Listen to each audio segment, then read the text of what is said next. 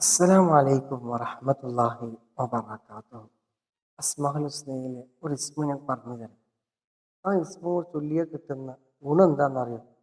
ഖബർ ശിക്ഷയിൽ നിന്ന് മോചനം ലഭിക്കും. വിചാരണയില്ലാതെ അങ്ങോട്ട് രക്ഷപ്പെടാൻ കഴിയും.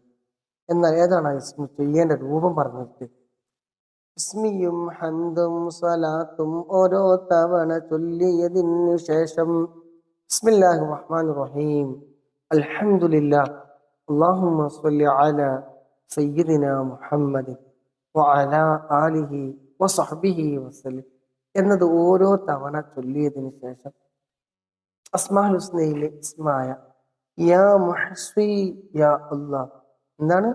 യാ മുഹ്സി മീമ് ഹ സ്വാദ് യാ മുഹ്സി യാ അല്ലാഹ് എന്ന ഈ ഇസ്മ പതിവായിട്ട് ധാരാളം ചൊല്ലുകയാണ് എങ്കിൽ വിചാരണയില്ലാതെ രക്ഷപ്പെടാനും ഖബർ ശിക്ഷയിൽ നിന്ന് മോചനം ലഭിക്കാനും അത് ഖബർ ശിക്ഷയിലെ അതിൽ രക്ഷപ്പെടാനും ഒക്കെ ഈ ഇസ്മ ഉപകരിക്കും. ധാരാളം പതിവാക്കുന്ന ആളുകൾക്ക് അള്ളാഹു സുബ്ഹാനഹു നമുക്ക് എല്ലാവർക്കും തൗഫീഖ് നൽകട്ടെ.